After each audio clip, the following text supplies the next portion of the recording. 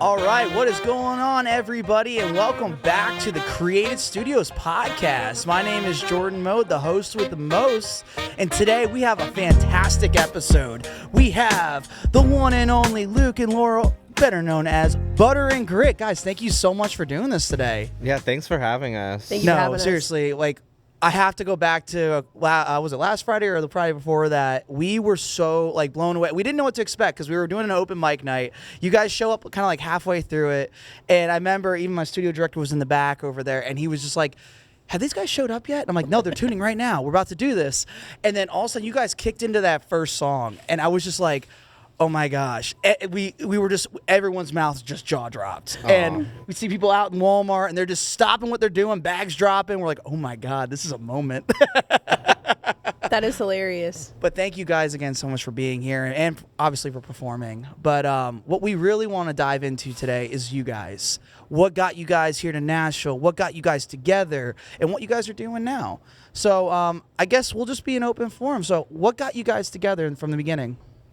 You want to take this one? Yeah, okay. I mean, I can start and then you kind of finish out because that's kind of how our story was. Yeah. I was here and then you were here. It's true, thing. Yeah. I just told my age too, so there you go. It's okay.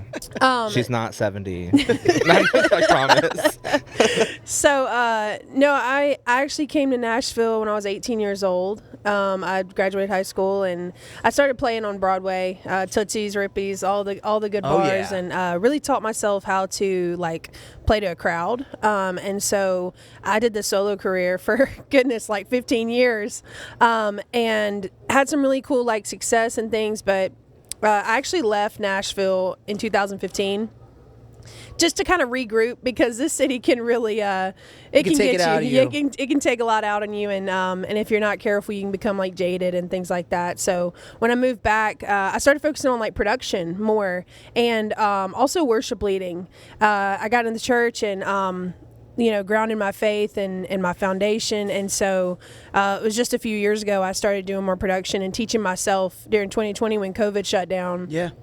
And so I think that is something I fell in love with. And so I didn't know that I was going to be producing for Butter and Grit and other artists. I always thought it was just going to be more of a demo status where it's hey, pay me $50 and I'll make you a demo. But no, I'm so excited because that's kind of my role in Butter and Grit is not only, do we lead together, but I also do a lot of behind the scenes with the production and the speaking into the sound and the writing and stuff. So that's kind of how I got here, and it was in last year, correct? Yes, it was last May. Yeah. I think I was coming through Nashville on my way to Texas. I had just did American Idol, and I had some friends. Yeah, it was a good time. But no, it was a good time. We'll get into it. Okay.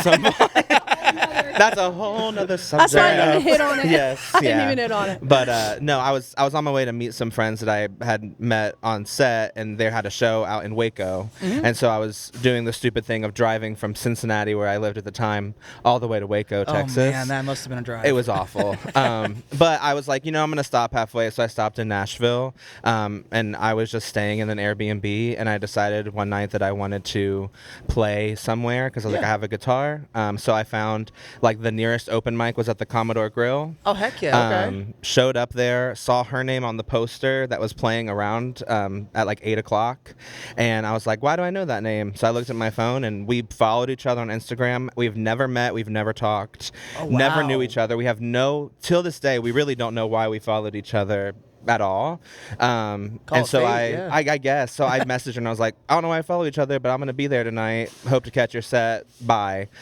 And then Laurel and our manager stayed 3 hours after her set to watch me play an open mic round, not knowing who I was or anything I do. And then, the rest is kind of history. I played, and then we went out to dinner the next day, and we've been working together ever since. I started out doing solo stuff too, and they kind of helped me get my footing here in Nashville and move down here, find a job so I could afford to move to Nashville and move down here.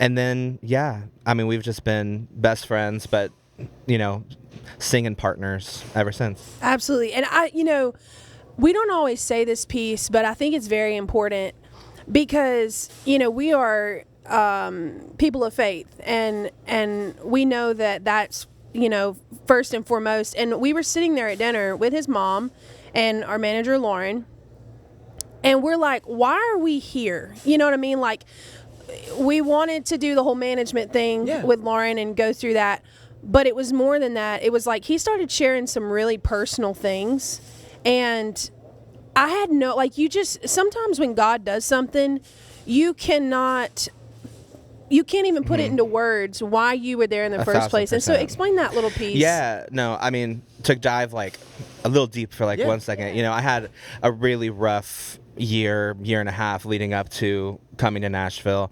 I had just recently gone through a divorce. I got married really young, kind of went through that, and was picking up my pieces still, like, as I was trying to figure out what I'm doing with my life.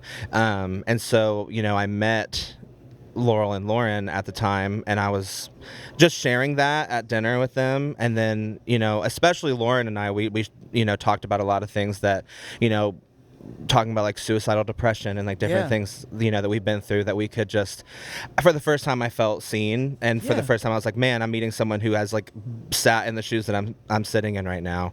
And so through talking about that, I shared, you know, the one song that like kept me going and literally saved my life, like that kept me from ending it, was Psalm 23. And I was like, you know, the hallelujah, I am not alone, like just those words like comforted me.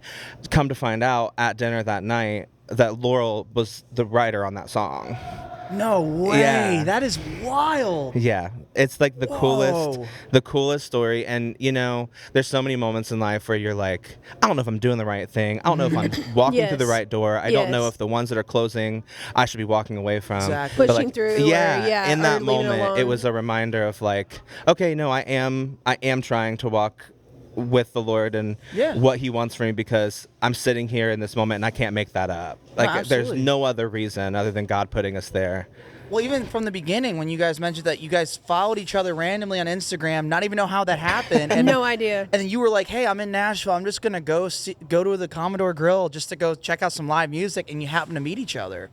Like, that's divine fate right there, man. That's awesome. Nothing, I do not believe in like coincidences anymore. They just don't, like. There's no like luck. Like, it was a divine intervention. And I'll tell you, like, we had no idea that Butter and Grit was even going to be a thing, because we were very much like, you're Luke Michael and I'm Laurel Taylor. I'll play for you, you play for me, we'll write together. And then Lauren was like, no, y'all are doing this together. Y'all need to be a duo. No, for and real. about every other person that every ever other heard us person sing. that saw us sing. Because, like, you know, as you kind of mentioned stuff, like, you know, we do prison ministry. We do a lot of different things with that side of music as well, and in that space we sing together all the time and have for like a year. So it's, which is what I actually would love to dive into, that because I think you mentioned that briefly when you guys were performing, that you guys do ministry, or you guys perform music in prisons and write with the inmates, right? That is so crazy. Can you dive into that, like how that kind of began? Yeah, totally. I will let you take that one. Yeah, totally. So we actually partner with several different programs, one being Beat a Life, which is here in Nashville.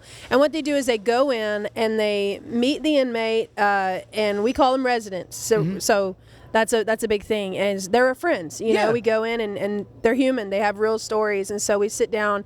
And I'm not talking we sit down at like a table with like a bunch of, you know, wardens or guards sitting around. Like, you go into their cell and sit next to their toilet with your computer, and you write a story. You write their story and you write a song for them, and it's a matter of 2 hours. Then we feed them. And we eat with them, you know, break bread like Jesus said together, and then we perform it. And usually it's like either, you know, if it's like the mayor will come out, the judges that they have to face, you know, out, the sheriff, all of them come out and listen to the songs. And it is a really cool moment, because in that moment, like, they're getting to tell their story, and like so many are encouraged in the crowd. Like, they get to play to their cells, like their cellmates. Oh yeah, that's gotta be such a cool experience. It's a really cool thing. And we We've done one with Jelly Roll before where he came in, brought his whole crew, some really great hit singer-songwriters, Lance Carpenter and Jeffrey Steele, like a bunch of them just come in, and we just partnered and wrote for the whole day.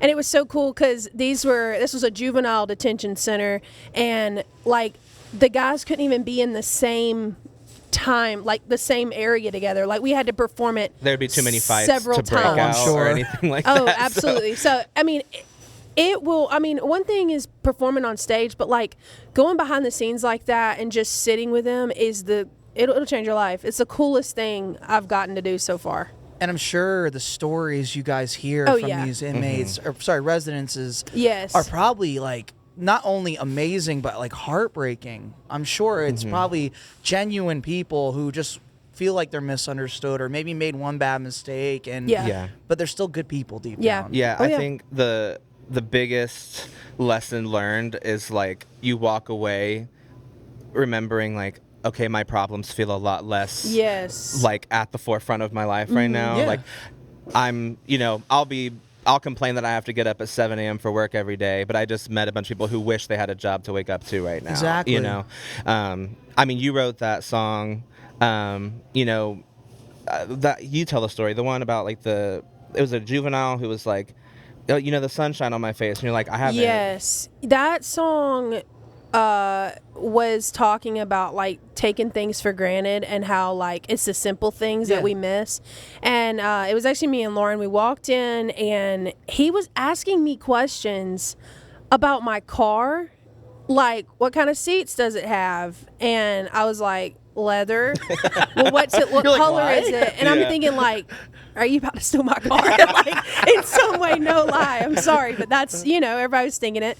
And what does the sky look like today? And I'm thinking like, I don't know, I didn't look. And that moment we wrote this song because like we don't think about those moments. We don't walk outside and say like, wow, thank you, Lord, for making the sky blue today or giving it clouds or whatever. We're just like, oh, it's just another day that we automatically think we're going to breathe when we wake up. Yeah. And we're not promised the next breath. And so that was a really cool moment.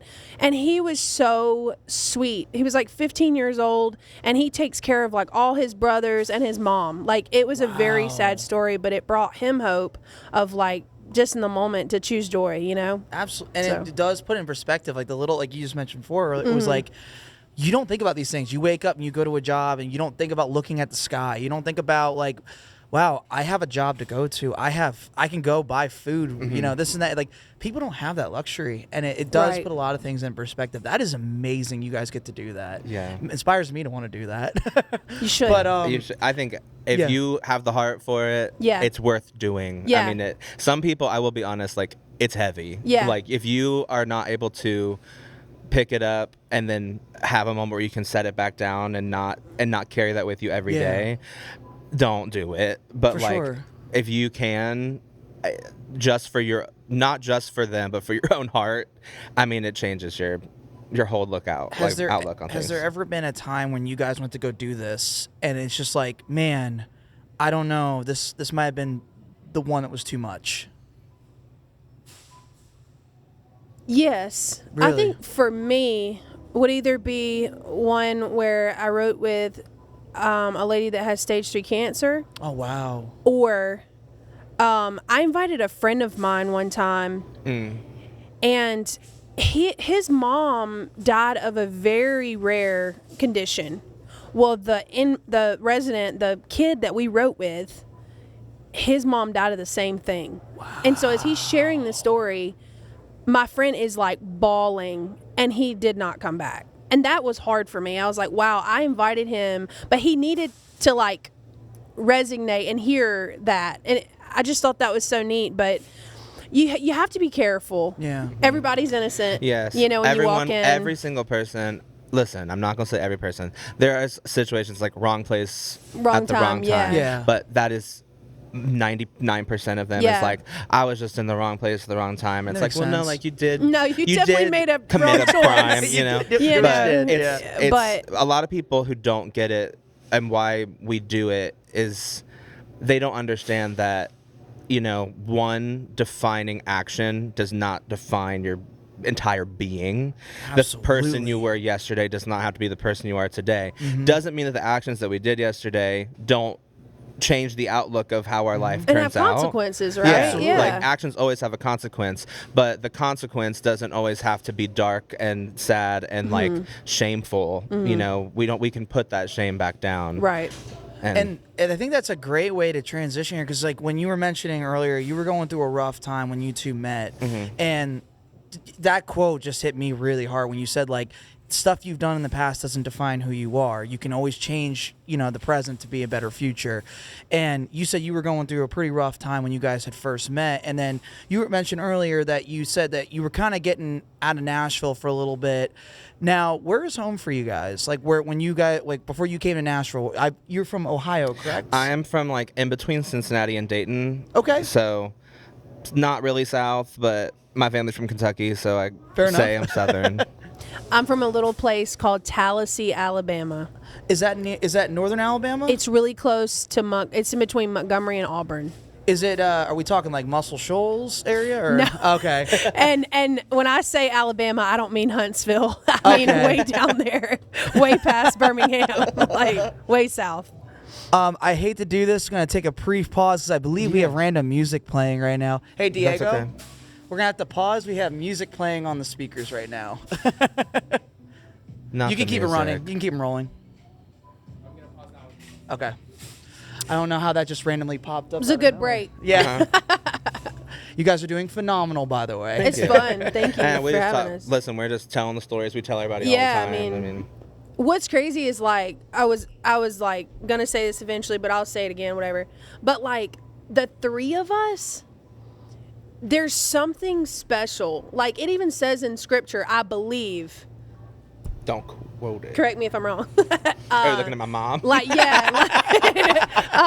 like not even when three or more come together, but there's a cord of three strands. Yeah, like three strand. There's something special about that. And I'll tell you, production, writing, branding, like creation is all in three of us. And we say this all the time, and it's not a joke, but it is a joke. When we get to a place where we can say we did it, we did it. Yeah. No one helped us. No one has believed in us. You guys have. Yeah, yeah. But like it's very us, like, rare. the music industry at large. Yeah, it's like we don't you're get not a lot big of support. enough. I You're mean, not- that's like almost kind of like I'm a musician myself, and I felt that way my entire Yeah. life. I grew up in New Jersey, playing Yeah. to like crickets in my basement, just going, one of these days I'm gonna go and do it. And hearing that is so refreshing, because a lot of people we get in here maybe have the millions of followers, or they have Right. they've done Right. the Wonder huge what that's tours like. with so My and so. gosh. Can't wait to see what that's But like. there's a big percentage of people who Butter don't, who are not there, and they don't know that this industry is not very, forgiving or receiving, and like they want you to do all the work and do all the hard things and be like, oh yeah, now we'll give you our nod for after 30 years and you building it all on your own. And it's like, but at the end of the day, that's why they're always like, oh, you do it for the love of it. But at the same time, it's like, yeah, but it would be nice to have that kickback every once in a while, And Yeah. It's. Are we back on? Yeah, we're back on. Okay, I was like, cool. I was like, do I need to say something? No, you're good. You're good. No, it's, we have. It's really hard to get people to understand that, like, we are two solo artists that are not new to the industry. Yeah. I'm newer, obviously, but, we're not new to Nashville anymore, and we're not new to music. But, Butter and Grit, no one knows who it is. And so they're just like, oh, they're new. They're trying, But, like, we're putting all of the knowledge we've gained from everything else into this new project. Yep. So it's really hard because, we're putting out music, or trying to put out music, and we know that we are at the level where we could play an opener slot for a tour, but getting someone else to understand that and getting the backing from like anybody is really especially difficult. with like the social media thing. Like I've noticed that too. It's like, unless you have like the 20,000 followers, most people don't care. And it's like, yeah, but like some of these people have been in the industry for 20, 30 years, some of them, and they're amazing.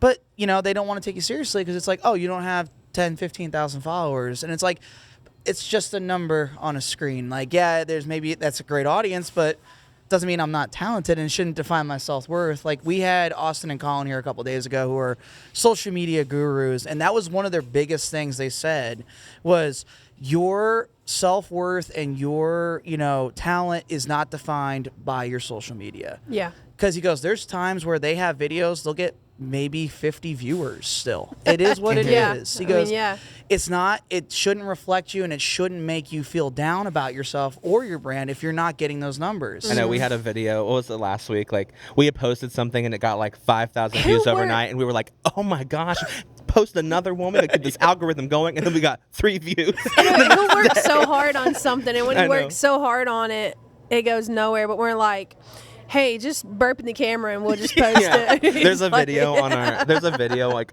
on our reels and TikTok of me like knocking on the front door, and it's me like dancing, like busting down, like stupid. I can't dance. Throwing it down, I was throwing it back, let's be honest. And no, I mean literally like it was like views. And the next one, like I was like, come with us on a day in our life, whatever. And it was like 10 views. And I'm like, thank you. I spent an hour editing that. I appreciate People want to see what they want to see, I guess. Yeah. It's so funny. Like my band had that where we did a video where we were at an expo and my bass player was just putting clips on my shirt while I was talking to a fan. And it was 26,000 views later. I'm like, this is what gets views. Yeah. Literally. Exactly. So you guys are getting ready to put out a new single. And it is, first off, I know it's probably not out yet by the time this episode gets released, but it's called Welcome to Nashville. And it is amazing. It is so good. The video is so cool. Where did this idea come from? So I write songs every day, all the time. Every day, all the time, calling us all the time you want to hear a new song. It'll be about, I get up for work at 7 and I work from home. Nice. And if you are my boss, turn this off because you don't hear this. I write all day during work, in between calls, in between an email. If I have an idea, like I'll sit down and, grab the guitar, go to the piano, like do something. And I remember one day I had this idea and I was like, for me, coming to Nashville is still like, it's not fresh anymore, but it's still fresh enough that I was like, it is so crazy that we got these like pedal taverns, and we've got like, you go down to Broadway and like every stereotype you've ever heard is true. Like it just is. And so I just started thinking, I was like, I haven't heard an actual song that is like in the music industry that's taken seriously, whatever, like that talks about that. So I started like playing, and I think like I had the verse and it sounded very different. And I had a chorus and I don't even remember, it didn't have anything to talk about the words that's in it now. I sent it to Laurel and she was like, that's a dope idea. I would maybe change this because I'll just send them like a voice note. She sent one back and I was like, okay. She was like, maybe throw in something about Johnny Cash, maybe throw in something about Dolly Parton, like do a few things. I was like, cool, note taken.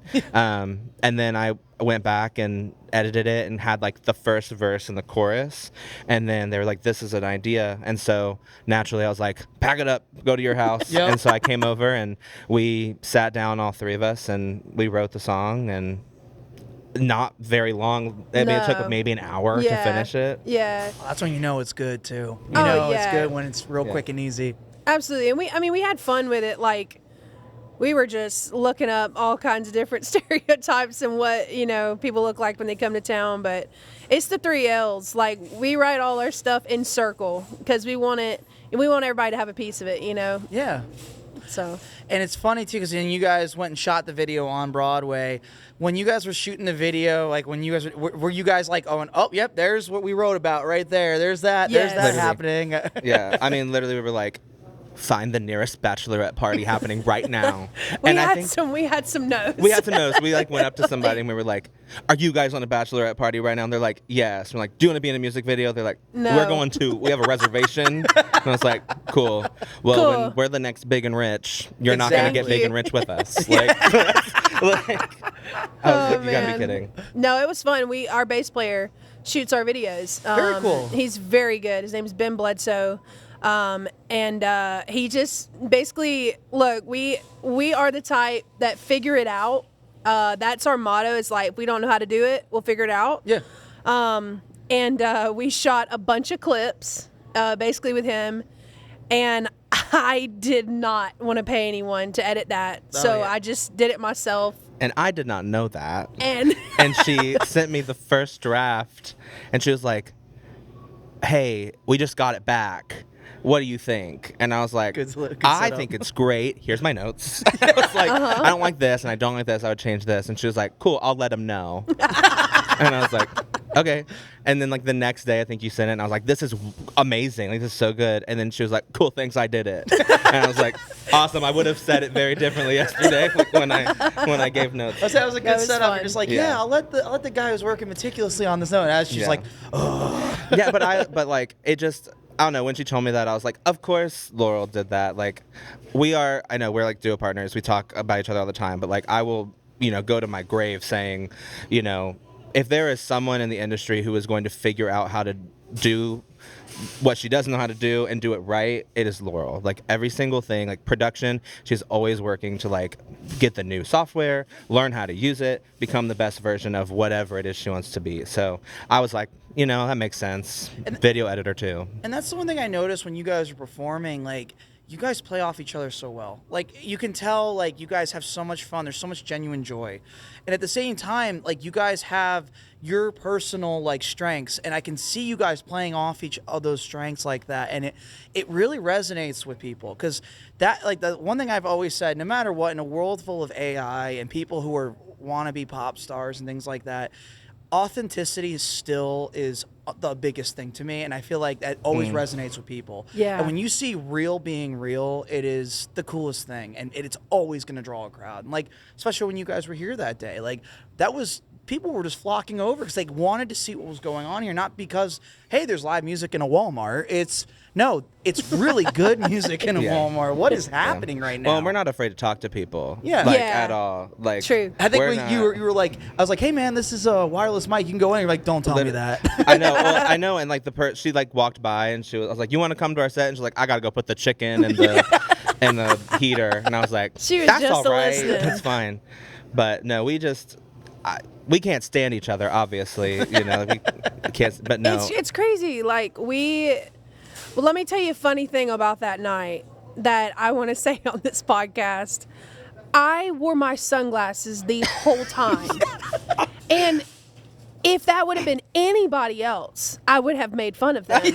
And so when I watched the video, I was like, y'all, who was going to tell me that I had sunglasses on the whole time? She texted me like a clip that she got back that night, and she was like, I had my sunglasses the entire set. Nobody and I was told like, me. I honestly didn't notice either. I thought it looked cool, though. Yeah. It was fun. You Won't guys do that looked again. fantastic. Yeah, I'm the same way. I'm like, why is no one telling me my sunglasses are on? I'm like, what is going on here? Oh my gosh, that's so funny. But so Luke, you had mentioned earlier that you had journeyed at one point to do American Idol. So what was that experience like?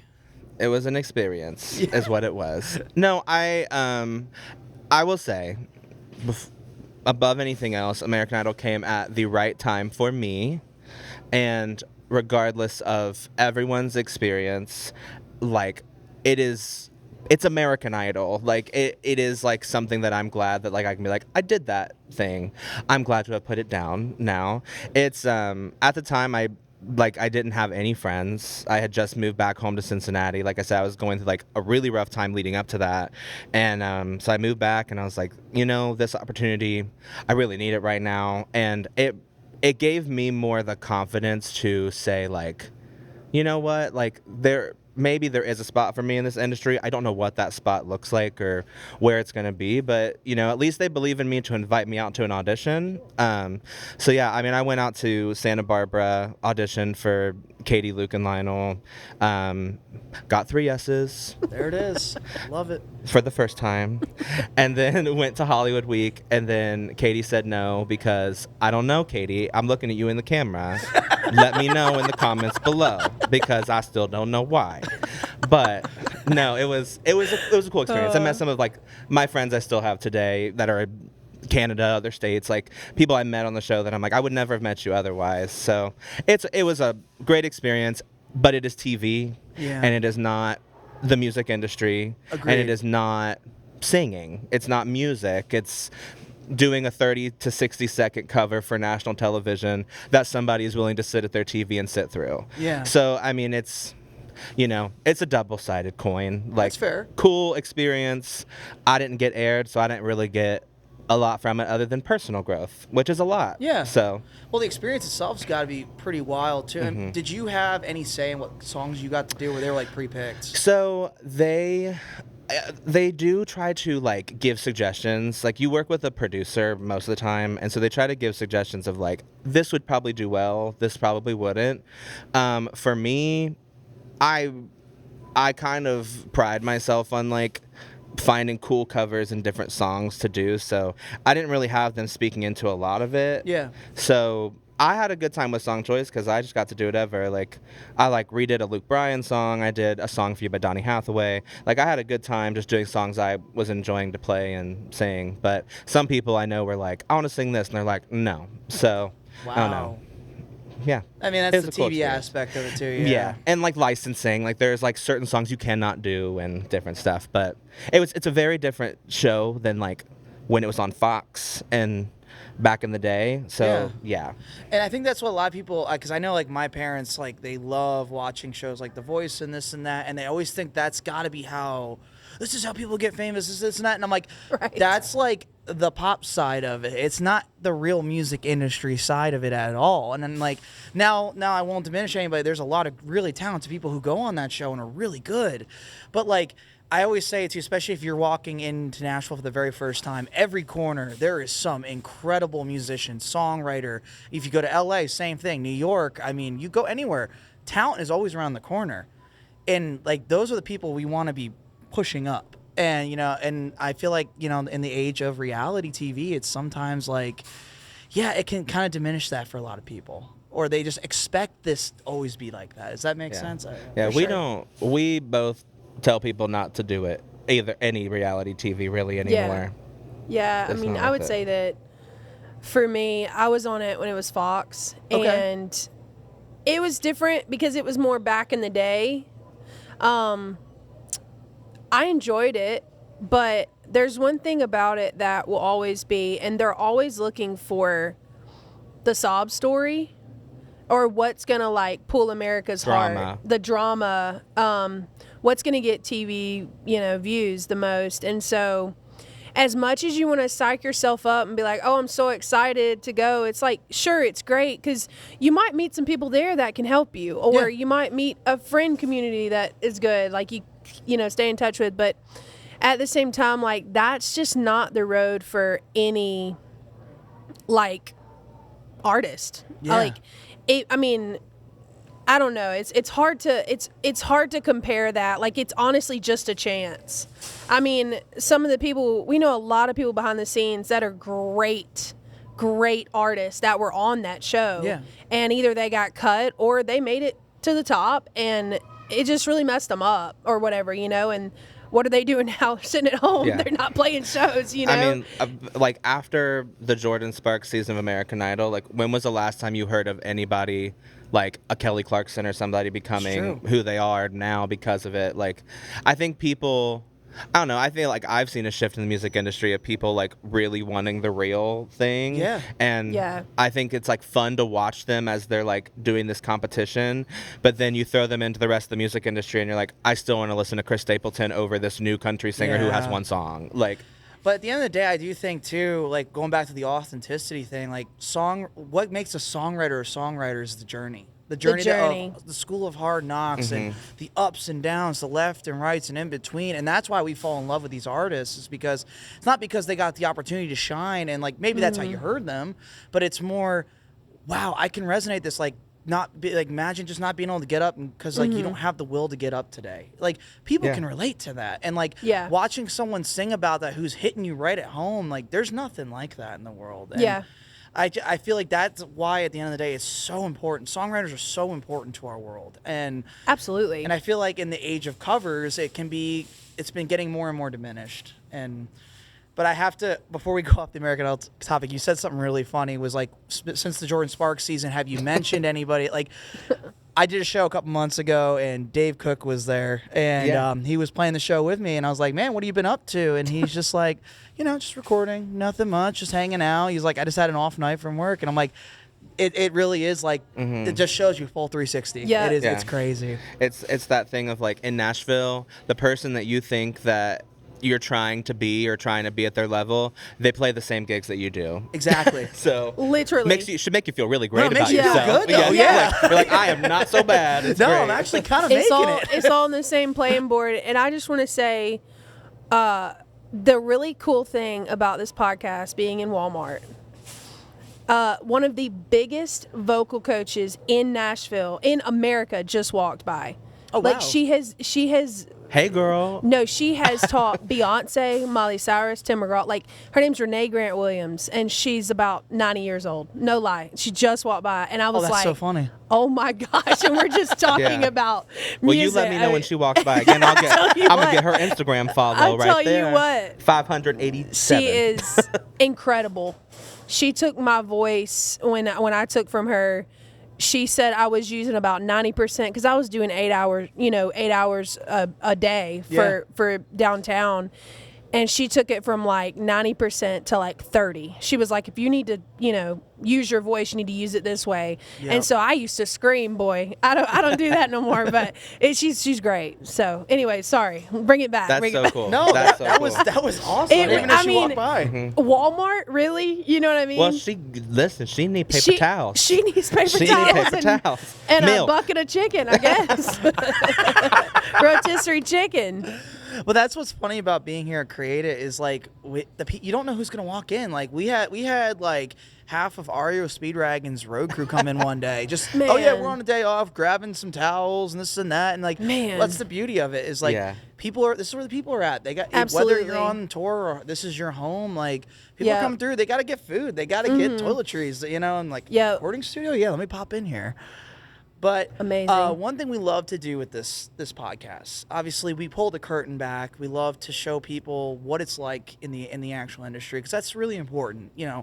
For you guys, what is probably the one thing you would mention to people who are trying to maybe either are aspiring to become songwriters or maybe they're in a hard spot right now where they're ready to give up and like they need that encouragement? What would you say? Like, what's your biggest advice to them right now?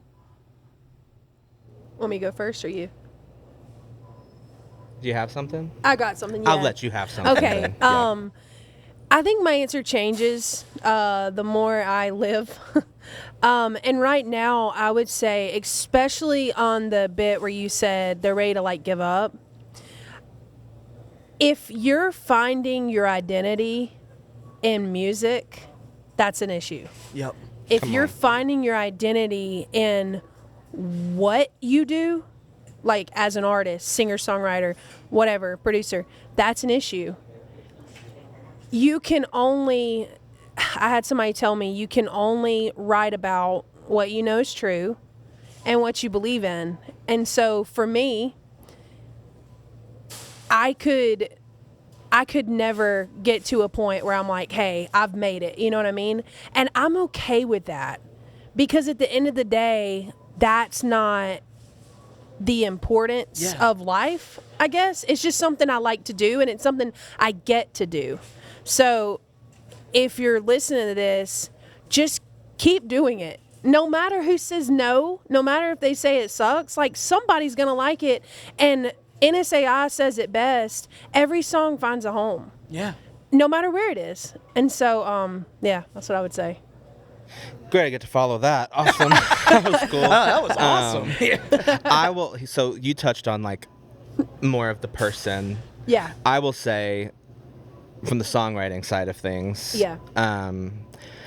Actually, my mom, who is sitting off stage right now, she always told me when I was writing songs, like literally on her couch and just like writing 10 songs a week and just trying to be like, I don't know, I like writing songs. I don't know if they'll ever find a place. I don't know if anybody will ever hear them.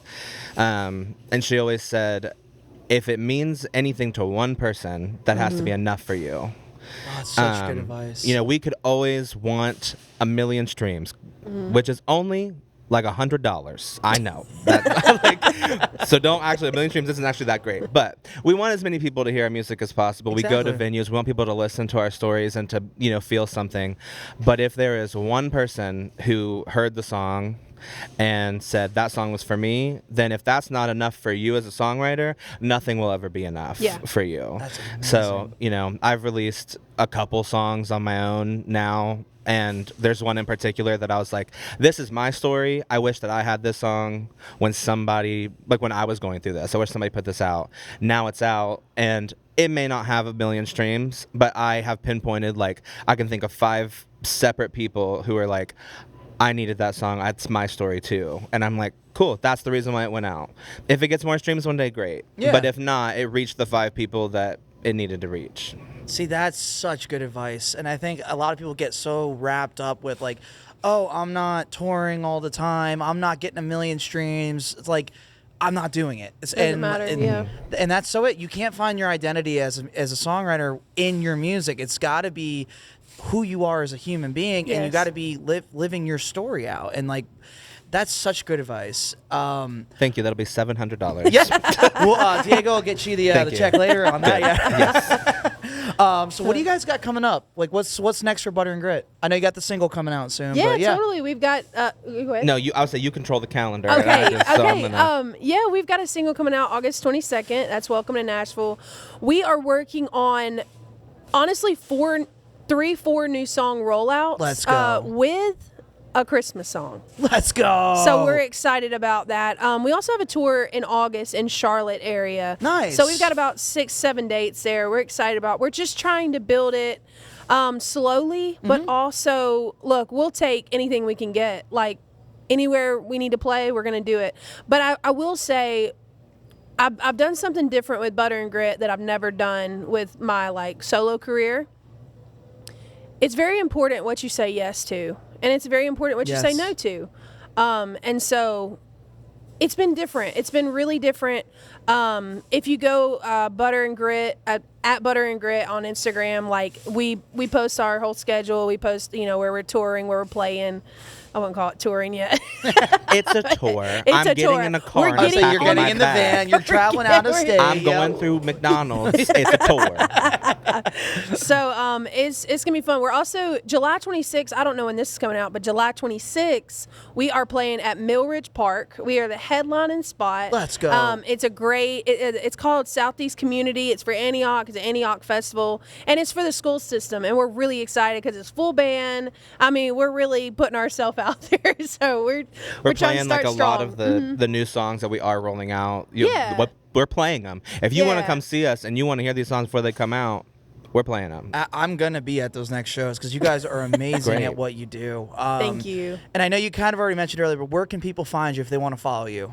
Yeah, so mainly Instagram is our one we're focusing on, and that's just Butter and Grit. And as in A-N-D, not the and symbol. And do not put an S on grit That's because we are right. not a food. We are not a Southern we are food. not a Southern food. We eat a lot of Southern Yes. food. Yes, we God do. knows I look like it, but it's all right.